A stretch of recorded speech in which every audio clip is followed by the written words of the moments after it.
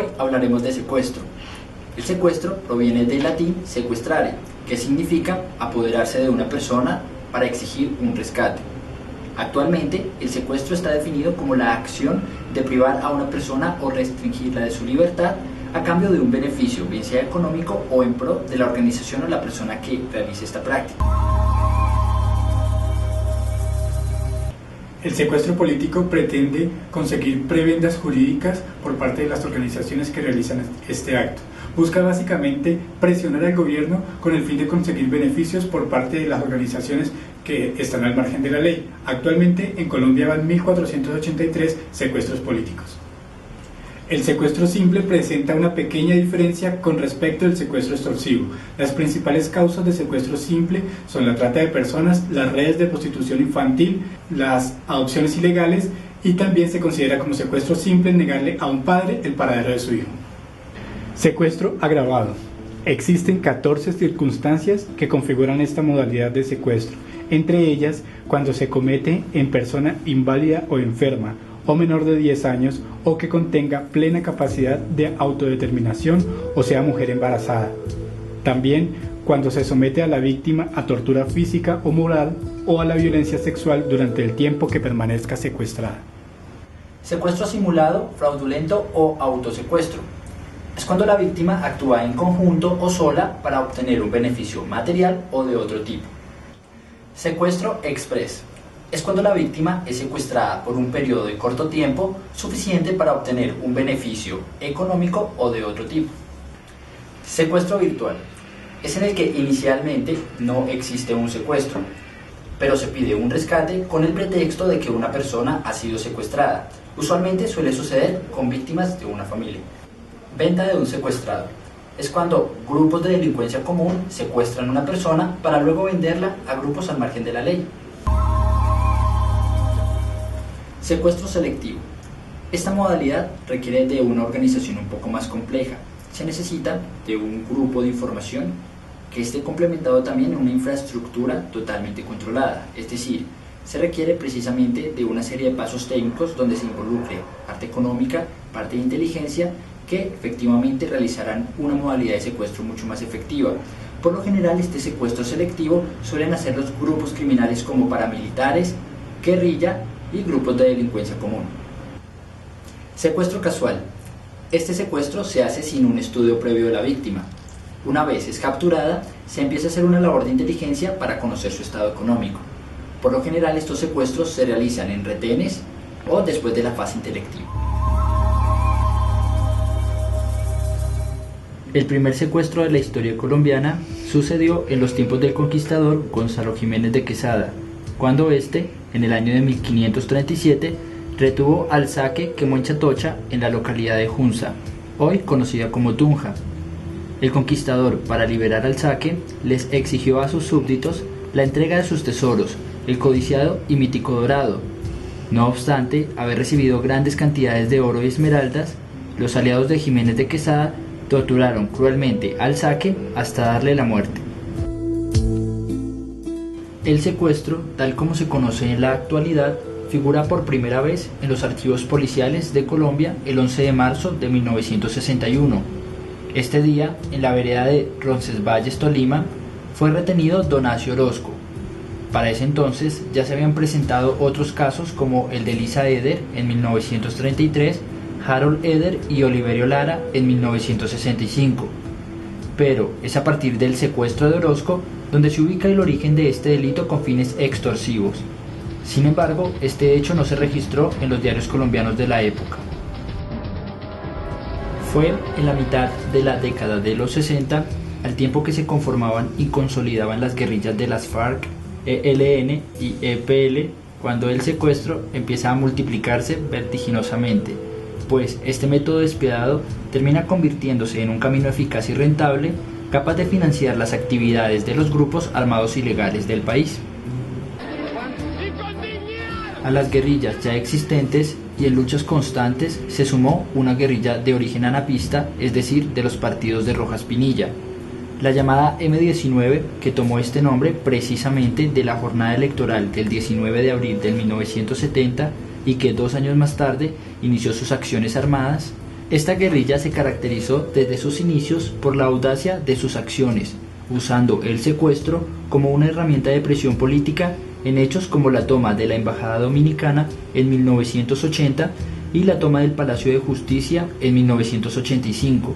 Sin embargo, fueron los miembros de Ejército de Liberación Nacional quienes a finales de los años 70 introdujeron el secuestro extorsivo como medio de financiación. De 528 casos de secuestro registrados en los años 70, se pasó a 2.044 en la década de los 80.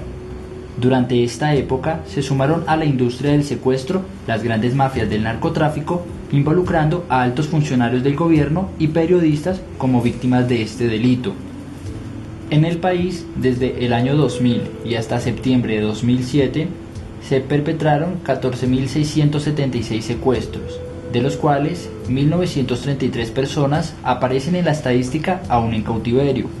De ellos, 454 seguirían en poder de las FARC, 253 del ELN, 202 de los paramilitares y 171 de la delincuencia común. Aproximadamente 803 casos siguen sin establecer su autor. Después de que Colombia reconocía una realidad estadística de 1.933 personas en cautiverio y otras fuentes hablaran de incluso más de 3.000, incluyendo el no registro por la ausencia de denuncia, en abril de 2009 el panorama cambió. Según el director del Fondo de Libertad, Arlan Henao, tras un año de análisis de cada uno de los 3.307 casos registrados en el Centro Nacional de Datos como secuestrados en cautiverio, hasta abril de 2009, 507 se encuentran libres o fallecieron. De los 2.800 casos restantes, el proceso de verificación adelantado por Fondo de Libertad, en coordinación con las fuerzas militares, la Policía Nacional, el DAS, la Fiscalía General y el CTI, permitió establecer que 1.173 no están en cautiverio.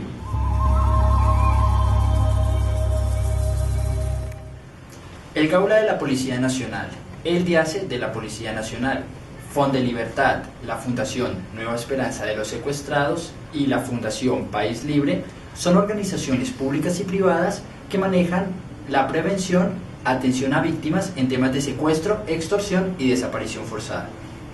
A nivel Estado, en Colombia, encontramos entonces el Ministerio de Defensa, la Procuraduría, la Fiscalía y la Defensoría del Pueblo. Este es el resultado de una investigación realizada por el Centro de Memoria Histórica y Cifras y Conceptos, que recopila 1.302.337 datos y documenta 39.058 víctimas de secuestro entre 1970 y 2010. Esto la convierte sin lugar a dudas en la base de datos más sólida y consistente sobre el delito del secuestro en Colombia. Las FARC figuran como autor presunto en el 33% de los casos y como configurado en el 37%. Las redes criminales obtienen un porcentaje de 27 y 20% respectivamente. Por su parte, el ELN con 25% como autor presunto y 30% como confirmado. La mayoría de los secuestrados son hombres colombianos entre 18 y 65 años de edad. Los sectores económicos más afectados por este delito son Administración Pública y Defensa con un 19.30%, Agropecuario 19.14% y Comercio con un 18.92%. De los primeros, el 49% son miembros de la fuerza pública. 389 concejales, 358 alcaldes, 75 congresistas, 66 diputados y 50 personeros fueron víctimas de secuestro en Colombia. 51% de las víctimas pertenecían al Partido Liberal y 30% al Conservador. En cuanto al desenlace, 60% de las víctimas han sido liberadas tras pago, 20% han sido rescatadas, 8% han muerto en cautiverio, 7% han sido liberadas sin pago y solo el 2% ha logrado fugarse de sus captores, entre ellos el caso más reconocido, el del policía John Frank Pinchao, quien se fugó el 27 de abril del 2007. De acuerdo con lo reportado por el Ministerio de Defensa, entre enero y marzo del 2014 van 75 secuestrados, lo cual indica que en Colombia se secuestra en promedio 5 personas por semana, es decir, una persona al día. De acuerdo con el informe presentado en el 2011 por Cifras y Conceptos y el Centro de Memoria Histórica, indica que hasta esa fecha iban 39.058 secuestrados. Recientemente, la Fundación País Libre presentó un informe que indica que de 2011 a 2014 van 330 secuestrados. Sumando este dato al dato de Cifras y Conceptos y el Centro de Memoria Histórica, irían hasta la fecha 39.388 secuestrados. Los secuestros extorsivos fueron la nota dominante en el primer trimestre de este 2014, concentrando el 65% de los casos. El 35% restante fueron de tipo simple.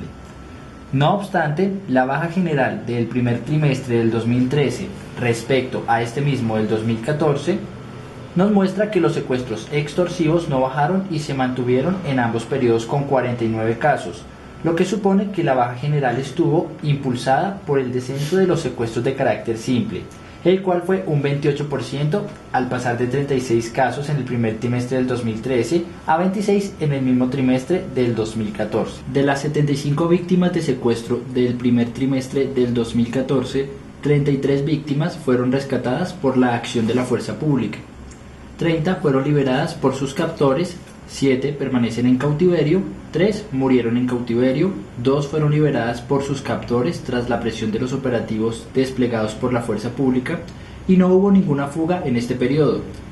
A nivel regional, durante el primer trimestre de 2013, en el 61% del territorio colombiano se presentaron casos de secuestro, registrando el mayor número en norte de Santander y Valle del Cauca, con 11 casos cada uno, Tolima con 9 casos y con 7 casos Antioquia y Bogotá. Los menores impactos se registraron en los departamentos de Boyacá, Caldas, Caquetá, Chocó, Magdalena, Putumayo y Risaralda, donde se registró un caso de secuestro en cada uno de ellos. Los lineamientos generales de la política pública para enfrentar la extorsión y el secuestro son: elevar los costos de la comisión de este delito, aumentar la confianza de la comunidad internacional también, y 3, mejorar la capacidad del gobierno para enfrentar estos delitos. El secuestro es un delito que ha afectado significativamente a nuestra sociedad colombiana. Por ello, hemos traído para este trabajo investigativo una de las miles de víctimas que ha sufrido ese terrible delito. Mi nombre es Novia Ligi Delgado. Bueno, pues cuénteme un poquito de el proceso que ha habido después del secuestro. ¿Quiénes fueron las personas que sufrieron del secuestro en su familia? Fueron 3 personas. Se llama William Neri Delgado, quien es mi hermano, Flor Deli Feria Delgado, quien es mi prima. En el momento del secuestro tenía 14 años, y un amigo de mi hermano, se llama Roberto Cortés Montes. Fueron 3 personas que retuvieron las FARC a la fuerza en las mal llamadas pescas milagrosas. Ahí fue donde los desaparecieron. Supimos que fueron ellos porque encontramos el carro de mi hermano en un retén de ellos. Así pudimos constatar que fueron ellos. Después el comandante que los retuvo, él mismo testificó que los había retenido, que los había pasado a comando mayor y que de ahí no sabía más. De ahí, desde ese momento, no hemos sabido qué más pasó con ellos. Eso es todo lo que nosotros sabemos sobre ellos. ¿Hace cuánto fue? Eso fue el 13 de febrero del 2002. ¿Y saben qué frente de las FARC fue el que los secuestró? Sí, el frente 13, la Teófilo Forero. Luego de saber que fueron las FARC, ¿a dónde fueron ustedes? Nosotros lo primero que hicimos fue, al saber que fueron ellos, nosotros en ese tiempo todavía existían los diálogos de paz. Fuimos nosotros a San Vicente, a ver si podíamos lograr hablar. En este tiempo era Raúl Reyes el encargado de el encargado de los secuestrados. El día que nosotros llegamos, el defensor del pueblo nos dijo que ya era muy tarde para poder entrar a los pozos donde estaba Raúl Reyes. Entonces que fuéramos al otro día, que madrugáramos tipo 5 de la mañana. Cuando nosotros llegamos al hotel esa noche, estaba hablando el presidente Pastrana, y esa noche se rompieron los diálogos. Cuando nosotros estábamos a punto de entrar, donde hubiéramos alcanzado a entrar a los pozos, allá habíamos quedado nosotros también. Las denuncias están en la Fiscalía y están en la Defensoría del Pueblo. Son los dos estamentos a los que se les ha hecho el reporte, y la Cruz Roja, a los que alguna vez cuando se habló con el comandante y alguna vez él dijo que los habían matado. Entonces nosotros pedimos a la Cruz Roja que los ayudaran a recuperar los cuerpos, pero no nos ayudaron, nunca entraron, nadie más hizo nada. ¿Conoce el término revictimizar? Sí, lo he escuchado últimamente bastante. La revictimización es cuando donde a las víctimas se vuelve a revictimizar volviéndolas a amenazar, volviéndolas a desplazar, volviéndolas a agredirlas. En estos casos he visto y he escuchado lo de que han habido nuevas amenazas, desplazamientos, muertes, desapariciones de personas, defensores indígenas, de personas que buscan también volver a sus tierras, que han sido víctimas de desplazamiento y vuelven y han sido otra vez nuevamente víctimas. Esas son las personas a las que se revictimizan de nuevo. Tratar este tema con alguien, como esta entrevista que estamos teniendo, ¿es revictimizar? No. ¿Qué expectativas tienen las víctimas con respecto a los diálogos en La Habana? Primordialmente que se firme la paz. La firma de la paz es el primer paso para nosotros saber qué pasó con nuestros familiares, si están vivos, si están muertos. Si están vivos, pues que nos los devuelvan, y si están muertos, pues que nos devuelvan también los cuerpos, que nos digan dónde están, qué hicieron con ellos, que nos digan por qué se los llevaron. Si muchas de esas personas no son ni políticos, ni adinerados, no son personas públicas, ni militares, no tienen nada que ver, personas comunes y corrientes. ¿Qué es lo que ustedes quieren decir que no les han permitido? Primeramente, hay como un dolor en las personas que tenemos gente desaparecida por grupos subversivos, sea el que sea. Lo primero que yo quería es que cara a cara, frente a frente, nos digan qué pasó con ellos. De frente, que no hayan tapujos, que digan su familiar está en tal lado o está un vivo, que nos digan a ciencia cierta qué pasó con ellos, con nombres propios, que ellos se responsabilicen de los hechos. Eso es parte de la justicia, que ellos digan con nombres propios, esto hicimos y esto no hicimos, y sus familiares están aquí o allá o como sea, pero que nos digan la verdad, que no jueguen con nosotros, porque en los foros a los que yo he asistido hemos ido y no hemos podido hablar. Vamos sobre unos formatos a los que se conocen en el momento en que llegamos, unos formatos donde no había participación, simplemente fuimos a probar ciertas reglas y hacer montón para que nos vieran, pero realmente no hubo una participación de víctimas. No fuimos las víctimas a ser escuchadas. Simplemente fuimos a hacer un relleno, no más. Estos formatos se hicieron, me contaba sobre 10 principios, pero me habló de uno principal. El principio más importante era la no repetición. Sobre la no repetición, a volver a ver los mismos hechos que estamos viviendo ahora, a no volver a agredir al pueblo colombiano de esa manera tan cruel como lo han hecho, a desplazarlo, a matarlo, a despojarlo, a dejar sus bienes, sus seres queridos, a dejar sus cosas. Pero para esa no repetición toca sensibilizar a los negociadores de la paz. Por eso es tan importante que sean ellos mismos quienes cara a cara nos den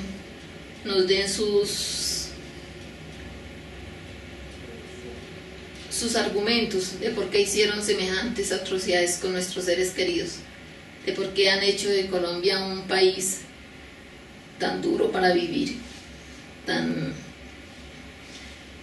triste, de ver cómo entre nuestros mismos compatriotas nos matamos nuestra propia sangre, destruimos nuestro propio país. La única esperanza es que se firmen esos diálogos de paz, si no todo esto no habrá valido la pena. De todo este proceso no habría valido la pena, para nada, y estaríamos peor que al principio. Además de País Libre, que me contó que ustedes están en las estadísticas de País Libre sobre el secuestro, ¿hay alguna otra organización que les haya pedido datos para los registros? Simplemente una asociación, la Asociación Nacional de Desaparecidos, la cual maneja el periodista Ervin Hoyos. Es el único al que se ha visto trabajar, que lo llama a uno, que está pendiente de nosotros. De otras organizaciones nunca hemos recibido una llamada, nunca hemos recibido un respaldo, nunca hemos recibido para nada hemos recibido noticias de esas personas o de esas organizaciones, o jamás hemos sido tenidos en cuenta con ellos. Cuando Ervin los llama, ¿es para qué? Cuando hay foros o hay algún evento de víctimas, es cuando él nos llama. Por ejemplo, los foros nacionales que se hicieron, o el foro de integración de víctimas hace 3 años. Eso es los eventos que él hace. Marchas. ¿Y él los lleva a ustedes, a las víctimas? ¿O cómo es el...? No, él simplemente organiza, porque los foros no los hizo él, los hizo la ONU, la Organización de las Naciones Unidas, fueron los que hicieron los foros. Y la Universidad Nacional, el gobierno. ¿Pero cómo se financia el viaje? ¿Lo paga usted? No, totalmente lo pagó la ONU, todo fue financiado por la ONU. ¿Cuánto duró el foro? ¿A dónde fue? El foro nacional fue en Cali y duró 3 días. El 4, 5 y 6 de agosto. ¿Y qué se trató en el foro? ¿De qué se trataba el foro? Se suponía que era la elección de las personas, de los representantes que iban a ir de víctimas, los representantes de víctimas que iban a ir a La Habana, pero eso no se hizo. Al final el gobierno sacó a las personas que quiso. Allá no se eligió a nadie. Nos pusieron fue a trabajar sobre los 10 principios. No pertenecemos a ninguna otra asociación. Sé que hay una mesa nacional de víctimas, pero nunca han sido organizaciones regionales, nunca nos han llamado, nunca hemos participado de ONGs alguna, para nada. ¿Qué sabe del Centro de Memoria, Paz y Reconciliación o del Centro de Memoria Histórica Sé que eso va a salir debido a la firma de los diálogos de paz, pero es complicado, son muchas las víctimas. Ahí no creo que vayan a estar todas. Son muchísimas las víctimas y no creo que estén todas en ese centro de memoria. Y no puede reflejar la totalidad del hecho tan grave como es la cantidad de víctimas que hay en el país. No solamente de secuestros, sino Sí, de todos los delitos sí. que cometen. ¿Y de las organizaciones del gobierno? De las menos.